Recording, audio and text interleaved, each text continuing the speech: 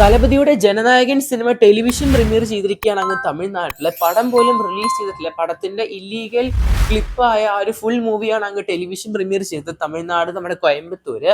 അതും cable TV വഴിയാണ് television premier ചെയ്തത്. എന്നിട്ട് രാത്രിയോടെ പടം കംപ്ലീറ്റ് ആകുമ്പോഴേക്കും പടത്തിന്റെ ഈ ടെലിവിഷൻ പ്രീമിയർ ചെയ്ത ആളെ അങ്ങ് പൊക്കിക്കൊണ്ട് പോയിട്ടുണ്ട്. എന്തായാലും പോലീസിന് കൈകാര്യം ചെയ്തോളും. അത് മാത്രമല്ല, സിനിമയുടെ ലീക്കിനെ ചൊല്ലി പുതിയ 6 പേരെ അറസ്റ്റ് ചെയ്തു എന്ന് കേൾക്കാൻ സാധിക്കുന്നുണ്ട് തമിഴ്നാട്ടില്. പിന്നെ കേൾക്കാൻ സാധിക്കുന്ന അപ്ഡേറ്റ് നോക്കുകയാണെങ്കിൽ തമിഴ്നാട്ടിൽ ഓൾമോസ്റ്റ് എല്ലായിടത്തും എത്തി എന്ന് വേണമെങ്കിൽ പറയേണ്ടി വരും. ഇപ്പോൾ ഒരുപാട് റീൽസ് കാണുന്നുണ്ട്. സിനിമ പലരും TV-യിൽ വെച്ച് കാണുന്നു, അതുപോലെ തന്നെ ഫോണിൽ വെച്ച് കാണുന്നു, പിന്നെ നമ്മുടെ ട്രെയിനിൽ വെച്ച് കാണുന്നു. ഒരുപാട് ക്ലിപ്സ് കാണുന്നുണ്ട് തമിഴ്നാട്ടിൽ തന്നെയായിട്ട് ഈ ഒരു സിനിമ. എന്തായാലും തമിഴ്നാട്ടിൽ ഓൾമോസ്റ്റ് ഈ സിനിമ എല്ലാവരുടെ കയ്യിലും എത്തുന്ന രീതിയിൽ തന്നെയായിട്ടാണ് പടം ലീക്കാക്കിയത്. അത് ആരാണേലും എന്തായാലും അത് TV-ക്ക് പാർട്ടിക്ക് നല്ല ബെനിഫിറ്റ്സ് തന്നെയാണ് കൊടുത്തിരിക്കുന്നത്.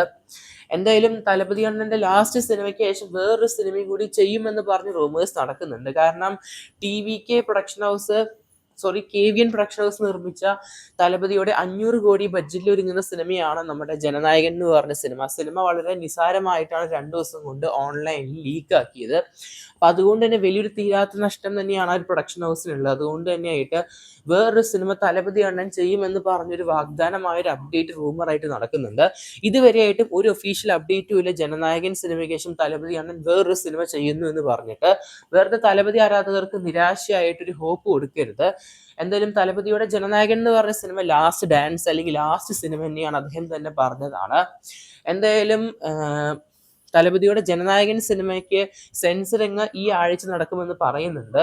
വെള്ളിയാഴ്ചയോടെ സിനിമയ്ക്ക് സെൻസർ ബോർഡിൽ നിന്ന് സർട്ടിഫിക്കറ്റ് കിട്ടുമെന്നും റൂമേഴ്സ് കാണുന്നുണ്ട്.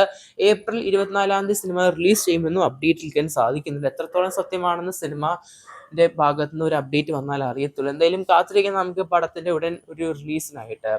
എന്തായാലും നിങ്ങളുടെ അഭിപ്രായം ബോക്സ് ചെയ്യപ്പെടുക സിനിമയുടെ ലീക്കിനെ ചൊല്ലിയിട്ടുള്ളത്. എന്തായാലും കൂടുതൽ സിനിമ വാർത്തകൾക്ക് സബ്സ്ക്രൈബ് ചെയ്യുക സ്റ്റോക്സ് ന്യൂസ് ചാനൽ.